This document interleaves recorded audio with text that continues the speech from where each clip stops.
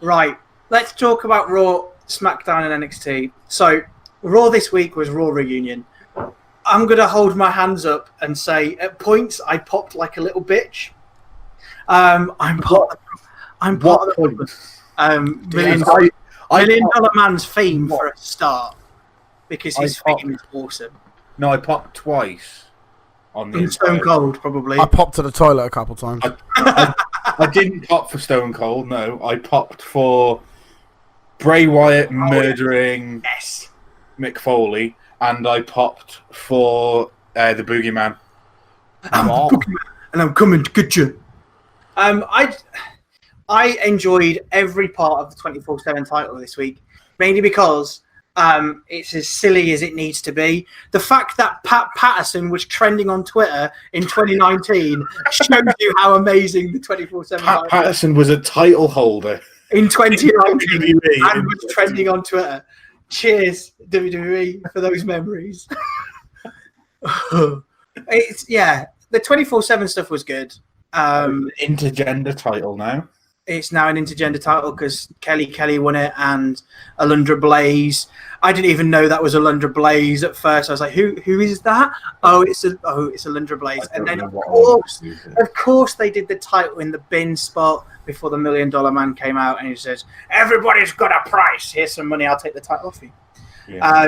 And the fact that as well, R-Truth wins it back at the end of the night and then jumps in the limo with Renee and not Carmella, and then Drake's like, Renee, I'm so... You're not Renee. Yeah, it was good. I enjoyed the 24/7 stuff. Do you think he's going to try and constipate Drake Maverick's wedding? I don't know, but was it Jack who said he wanted Hornswoggle to just turn up and take the title? I don't understand why that didn't happen. That was the most obvious gag for the whole night. Would have been Hornswoggle to take the title. However, it and then have Maverick and Hornswoggle stood next to each other, and R-Truth just implodes. It's just, I think it could be based on his schedule. Yeah, possibly. And based on whether WWE asked him, because Vince McMahon's not going to come up with ideas like that. As if Vince gives a flying fuck about that. According to people, apparently he's going to shed all of the money and sell it to XFL or whatever nonsense was going around Twitter this week. I don't understand. I just don't read. I don't read Smoothman 2019. The start of the night was obviously John Cena's return. Yay! He seems to, when he's not there a lot, the crowd freaking love him. Yeah.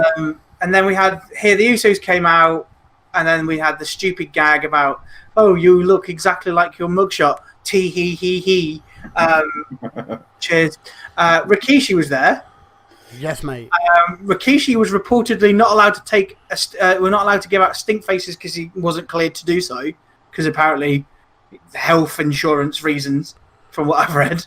Yeah, no one wants to take that from a 60, 70-year-old man. That's just bad noise. And then Devon Dudley was there because obviously Bubba Ray was rejected. I think he rejected going, didn't he? Yes, he did. So in order to in Dudley time, we'll put him with a revival. Yeah, what? Why? For what reason? Oh, they're heels. I understand Rikishi and the Usos, him being their father and all. That makes sense. Oh, it was just nonsense. Absolute nonsense. Yeah. Although I was really annoyed when they teased that Scotty Joe Hotty was going to come out and dance with them and then never did. That annoyed me. More awkward if they were going to tease Brian Christopher coming out of dance, wasn't it? Please. Probably why they didn't invite Scotty Too Hotty along, because everyone were like, where's Grandmaster Sexay? Oh, King could have come out and dressed up as him. He did that after he died, didn't he? What? Jerry Lawler literally dressed up in Brian Christopher's... No, he didn't. Stuff. Go and have a look. The week after Brian Christopher died, Jerry Lawler wrestled in a Brian Christopher outfit. I think he did, I think I did see that. I think Matt is actually telling the truth. For once, Matt's not a raging alcoholic and spouting nonsense. He's got the vodka. It's all good. We've talked about this 24/7. Drew McIntyre destroyed Cedric Alexander, which him doing the reverse Alabama slam to the apron looks. Yeah. It looks brutal. It does. It does. And to be honest, I just wish they'd book Drew McIntyre better, but such is the modern WWE product these days. We then had the Viking Raiders actually face an actual tag team this week. Yay. Are they an actual tag team? Well, they were tag team champions, mate. Therefore, they're tag team. They're a tag team. They're legit. I mean, but yeah, the Viking Raiders destroyed Hawkins and Ryder. End of story. What a surprise. Then Samoa Joe kind of pretty much just summed up most of the night, saying, what's the point in having this as a nostalgia trip when clearly we should be bigging up new talent? And I kind of agree with him. Cheers. He's supposed to be a heel here, but he's a face through and through this segment. He insulted the Rikishi, and then Roman Reigns turned up because obviously relations. Bloodlines. Who isn't related to Roman Reigns. Then they had a brawl. Then they decided to have a match. Oh, well, actually, no. I'll have a match with you. Nah, I'm all right, cheers. Yeah, but you walking off. I'll have a match with you. Go on, then. What? Logic. Wrestling logic just thrown out the window. And then we had Roman Reigns beat Samoa Joe with a spear. Cheers. I just don't know why. Like, this is the week that you're bringing back a massive or a lot bigger audience than been looking at Raw recently. I think they got an extra 1 million viewers this Raw, and what they've done is they've shown off Roman beating Samoa Joe, and there was maybe 3 more matches on the card. Like, if you're going to tell everyone that there's going to be lots of people here, why not put over some of your talent? Agreed. Because that's what the reunions used to be, wasn't it? Yeah, that's the whole point. Yeah, if you're not having a young guy going over the legend, when the legend returns, you have the young guys putting on some stellar matches or cutting some great promos so that you can see that like you draw in those people that have come back and they go, oh, well, I came back because I'm a massive xenophobe and I love Hulk Hogan. But let's have a look and let's watch some of these kids, because actually I came back to watch Hulk Hogan, but I also accidentally watched a match between Buddy Murphy and Cedric Alexander, and it was amazing. But this is WWE. This is Vince. He doesn't know what he's talking about. But Vince used to do that when he was good. Idiot. He's out of touch, mate. There's Seth Rollins on Miz TV. Why? Can we also draw the fact that as well as Miz TV on this week, we also had a Moment of Bliss, and then we had a second Miz TV on SmackDown. Yeah. Get in. Talk shows on wrestling shows do my nutting. Absolute waste of time. I'm not going to talk about the Miz one because it was trash. I mean, I can't even remember what happened. That's how good the one with Seth Rollins. Speaking his mind about... No, we need to talk about this because fucking this is where Seth Rollins ruined his entire career. Oh, Brock Lesnar. Brock Lesnar is a Seth Rollins wannabe. How much have you been smoking? Like, is he on ket or something? For fuck. Like, at what point has Brock Lesnar ever wanted to be Seth Rollins? Like, Brock Lesnar is a successful Universal Champion. Seth Rollins held it for 3.5 weeks and then had to give it back. Isn't the whole thing about him being a wannabe is because he cashed in at WrestleMania and therefore he cashed in on him? And it's like he did it 3 years later and he's like, I just want to be a wannabe. That's bullshit. It's like saying that, I don't know. Damien Sandow's a Dolph Ziggler wannabe. Come on. So everybody's an Edge wannabe because Edge cashed in the title, the Money in the Bank contract first. You know what that is? That's a heel promo. It is. That's what a heel would say. Yeah. You're all just wannabes. You'll want to be like me. And then trying to chase after... Watching Paul Heyman run away from Seth Rollins was highly amusing. Oh, yes. It's like watching those giant T-Rexes run away. So those massive suits. It was like watching one of those. But yeah, I don't want to talk about that. Sami Zayn was backstage.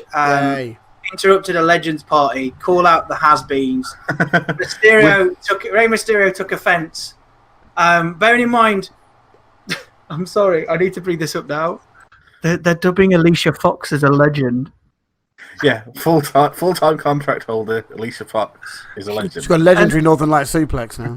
A legendary Northern Light suplex. I mean, she's a Survivor Series captain winning, the team captain winner. Does that make her a legend? Has she won any titles? I need to just check this. She won the Divas title, I'm sure she has. Did she? To the Wikipedia machine. Alicia Fox. But yeah, there was a tweet that I saw this week about Alicia Fox where it said, okay, make sure you spell her first name right. Naughty. She was a number 8. She was the 8th Divas champion and held it for how many days? I'll put a little quiz up to you. How many days do you say Alicia Fox held it for? 17. 10. More. 30. I'm going to go to the internet to find out. 50. Slightly more. 55. One more. 56 She held it days. for 56 days and then lost it to Melina. GG's. There was definitely a tweet this week that I saw about Alicia Fox, and it said apparently she's retiring, and this is why we've not seen her for a while. That's why she was part of this. Isn't she like an alcoholic or some shit? Allegedly? Probably. But then someone then said, "Oh yeah, I really enjoyed her wrestling matches against." I don't remember. Literally don't remember. That's what someone tweeted, and it was somebody who was like, I think it was Gorilla Position put it. I think. I'm sorry if that was incorrect, but I'm sure it was some account like that had said, "Alicia Fox is retiring. Everybody remember these matches." Oh wait, no, we don't, because it's Alicia Fox. Forever been known as Alicia Fox. Right, no, I think she's held it more than once, you know. Give me a second. I can't see. Absolute scenes. But yeah, well, while we're talking about... one-time champion. Just Googling this mid-pod. Back to Sami Zayn, calling out legends. Backstage, there was somebody backstage who I'd never seen. I've not a clue. There was so many people there. Mainly from the women's roster. I think they must have been the Divas when I stopped. Melina. I know Melina was there. I don't know. I didn't even know who Melina was. Shout out to Christian, though. Alicia Fox was with Tori Wilson. I know Tori Wilson. I know. I bet you Kelly do. Kelly. I know Kelly mainly because of WWE games. So we had a match. Stacey Keebler, that's all I want to know. What? Where was Stacey Keebler? Being isn't she like a... You lagged at a very inappropriate time there. What were you saying? I said maybe she's like doing some gymnastic stuff, or is she a gymnast? Let's find out. Let's go to the internet. We know wrestling people, guys. Yeah. Really good. That's what we While remember. Chris is finding that out, just to continue this really long segment about Rey Mysterio versus Sami Zayn. Mysterio beat Sami Zayn in a match because he didn't like the way that he was giving grief to legends. Happened to Sami Zayn? But also, could we just also understand why Rob Van Dam was there wearing full gear but then didn't do anything? Because he's an Impact wrestler. Because he doesn't have any other gear apart from his singlet. Because you've got the weirdest, like, there's a photo here, and it's a picture of Thingy wearing full gear, Rob Van Dam. Yeah. Obviously, the Hurricane has to wear full gear because it's the Hurricane. Yeah. Come on, guys. I would have loved to see the Hurricane win the 24/7 title, just for that. And then Kurt Angle wearing his general manager attire. All right. What's up with that? I love Hurricane. But the Hurricane was at he was at Comic-Con? Yeah. And he was there, and then he got a 2 count. He got a 2 count and then just went, "I'm off." I love him. What a guy. I love how a roll-up is like a finishing move now when it comes to 24/7 title. Mate. I mean, if you trip backwards over a bag, somebody could just stomp on you once and then pin you with their foot. That's what I was about to mention. It's like you trip backwards over a bag and got one stomp. Twice, like with the tamest of kicks. Yeah, and then put his foot on and then went, count, ref. Count. I'll stand on him and you pin him. Cool. I'm too old to get on the floor because I won't get back up again. So, yeah. Gerald Briscoe. What a guy. Oh, yeah. He still exists. I forgot he completely existed until like today. Oh, Seth Rollins and AJ Styles had a match. This match ended in a DQ because of they're now calling them the OC. California. Which is all I thought California. Which is all I thought of when It sounds more like Sons of Anarchy. To me, it's been more like Sons of Anarchy-esque. If they don't come out with their new feed of Phantom Planet, I'm just not going to watch the product anymore. Well, I get it's supposed to mean original club, is it? That's clearly a massive dig at like Bullet Club. Of course it is. And I saw a tweet today from Tamatonga saying that he's drinking the blood of AJ Styles. Apparently he's drunk on AJ Styles as like fucking Tommy Tangos. I was like, what a guy. Tammy Tongo. Love him. It's going to be at Royal Quest, just so you know. Yeah, this match was... What a waste of... just... I can't even... So did DX come out and bury the OC? No. Yeah. Yeah. So the match ended up in a DQ. The with Anderson. Yeah. The OC interfered, and then... It was a 3-on-1. For no reason at all, Seth Rollins had been accompanied to the ring by Shawn Michaels and Triple H. No, they came down later. I'm sure they did. No, they were there from the start. And then when the OC interfered, they then kicked Rollins out of the ring, and then they all put the Too Sweet up because it was the same as the old Click thing. Then Shawn Michaels and Triple H got in the ring, and they put it up, and then Road Dogg came out with his music. No. They put it up, and then they did the suck it. Yeah, that was right. And they did the on the outside like a little lost child. Yeah, it's a meme, and I love it. Have you seen the meme that I sent you where it's the Fallout, and it's Fallout with 76 is Seth Rollins, and all the other Fallouts in the Click. Brilliant. Yeah, that is probably the best meme I've seen. Yeah, but yeah, so then Road Dogg and Billy Gunn wasn't there, was he? No, Road Dogg made a joke saying, "Hang on, with the spirit of China, that makes it 7. Was it 7?" And he was like, "I forgot Billy Gunn. What does that make it?" I was never good at maths. I was just like, "Well, this is a train wreck." Yeah, but obviously Billy Gunn can't be there because he's being employed by AEW. Obviously, and taking a lot of steroids. Absolute unit. There's not even an allegedly he was done for taking steroids. But yeah, it was just.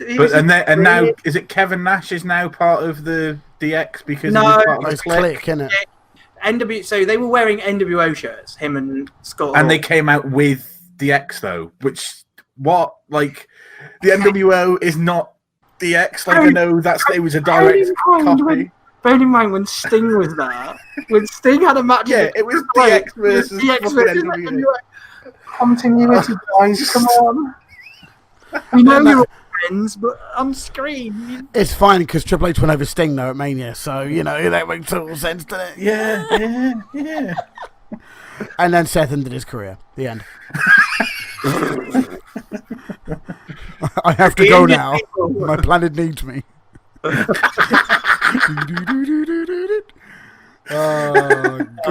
Good old Triple H booking. I love it. But that segment was awful. Let's move on. The Fiend. So Mick Foley came out. Yeah, this is good. This bit. Go on. Mick Foley came out and was going to do a historical moment. My best bit about this. But before that even happened, half the 24/7 people were running through, and then he was like, "I'm going to take that title someday." I was like, "Cool, yeah, please don't." Please just stay away. And then there was a bit where he's then going through, right, oh, they asked me to come out and talk about what my favourite moment was of Raw. And I was like, this isn't Raw 25. What are you doing? That's what it felt like. Felt like what Raw 25 probably should have included. Wait. What was the point in this? What do you mean? What was the point in this? Was USA Network have said, well, your viewing figures have dropped nearly 1 million people in 12 months. Fix it. Bring back some.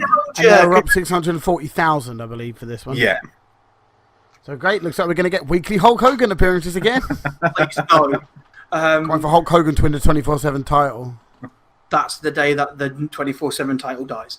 As much as it possibly is, I'd still pop my tits off. No, because I fucking hate Hogan. No, I've never been a Hogan fan. But ever. what you do is when Hogan then loses the title, he loses it to Big E. Please. Or Booker Lose T. it to Drake or something. The rapper. But yeah, so Mick Foley's talking about his favourite segment, and it's just showing him on the shoulders of everybody when he wins the WWE title, which was good. And then all of a sudden it went. All right, no need for the sound effects, but okay, I'm with you. I'm very good at sound effects. I like this because it's not just instant lights out everywhere, so you're not thinking it's the same as every other fucking person who's scary. Boogeyman, and enter wicked, edgy character. It's like the audio slows down, then one bank of lights goes off, then another, then another. This is being treated perfectly. And I was really worried about his live appearances. And they did the live. I was worried that WWE were just going to fuck them all up, and so far they're doing it properly. And then it's okay because then Bray proceeds to fuck Mick Foley quite through all three holes. To be honest, really different to this one. Mandible claw. No. The bit with the one with the Finn Balor last week was you see him in the middle of the ring holding the Sister Abigail ready. Yeah. This week, he's in the ring, and I think he stood behind Mick Foley, and he's got his hands over his face like this, to his ears, and obviously he's got hurt and heel.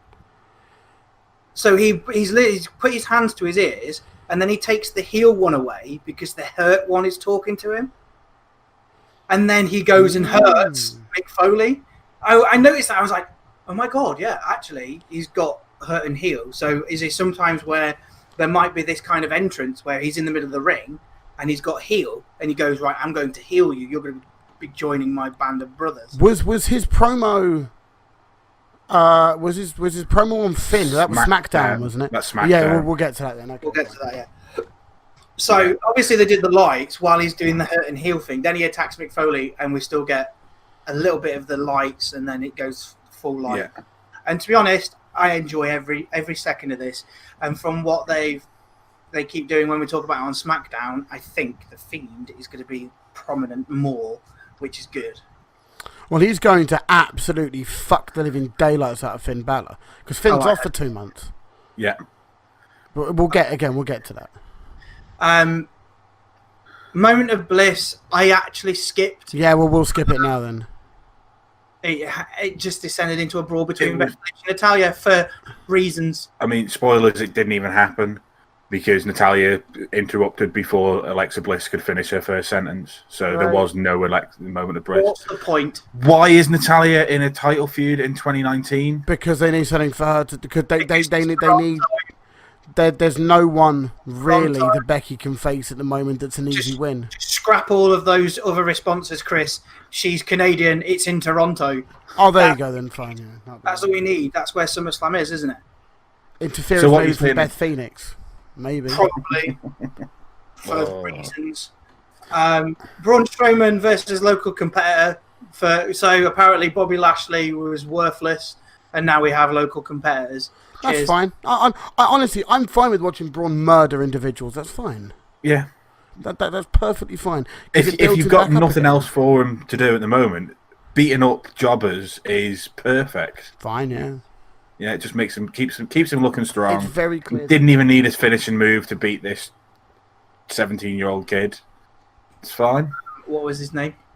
Nicholas. Oh, this is. I also had a problem with it. So he was Randy Rowe, and they cut from the YouTube comments. But I don't know. Do you remember Randy Rhoads, who was guitarist for Ozzy Osbourne, who died in a horrific plane crash? Oh God! And I can't remember which one of the commentators it was, but it made Corey Graves' corpse, so it must have been one of the other ones. But after Braun Strowman threw him across the ring, he said, "This Randy Rowe flies like Randy Rhoads." Oh. Yes, making jokes about a horrific plane crash that killed someone. That can't be Michael Cole. On live TV. He's not that witty. So who's the other one? Byron Saxton? Is he the third one? No, because they had some... That was SmackDown that they didn't have them on. No, they didn't have... They had extra commentators, didn't they? So No, that was SmackDown. No, Booker T did an extra bit. Oh, right, yeah. Did a bit. I don't know. It was on the. It's not on the YouTube highlights because they've cut it because obviously it's disgusting and you can't say that. But it's on the live version of Raw. It's not on the edited version that Sky Sports do. That's like 3 days later. Yeah, like yay. Yeah, I mean, just if you're on commentary, try not to like reference things that kill people. Yeah, cheers. And then the night finished with the weirdest segment ever. So all of the legends filed out onto the stage. We then had Hulk Hogan and Ric Flair. The Hulk Hogan came out, thanked the crowd, literally did his... He can't speak, that man. He can't actually string a sentence together. He said something this week and he was like, brother. And I was like, he's just said about 4 words. Who was that? Oh, was that Hulk? He can't be that far from the aneurysm that you all want him to have, surely. I mean, he's not that far away from it now, some sort of cerebral hemorrhage or something. Thunderdome or whatever it was. Welcome to back to the Thunderdome, folks. Sorry, I don't care. Couldn't give a fuck about Hogan. And Ric Flair looked like he'd had a fall because he's got a massive blood gash on the top of his forehead. Oh, drinking. You know what he's like. For goodness sake. A few drinks the night before, brother. Well, if you listen to the Stone Cold segment where he talks about what he did the night before, it sounded like he was in an all-nighter. It wouldn't surprise me. Meeting Ron Simmons in the lift and going, damn! Which I'd pay to see. I'm not going to lie. But yeah, it was a very weird ending. I don't mind them celebrating, but this felt like a celebration that you have at like Raw 1000, Raw 2000, Raw 25, not at a reunion show in the middle of July. Well, they couldn't call the show "Our ratings are low. Come and see us, please." Well, they might as well just call it Hulk Hogan's back. Sort of. Be like, we forgive the racism. But there is a very, very good photo on Twitter doing the rounds of Hulk Hogan, but in the background is just Booker T's face. You've seen it. It's Booker T like really angrily looking at Hulk Hogan. Tell me he didn't just say that. It's funny. But that was Raw.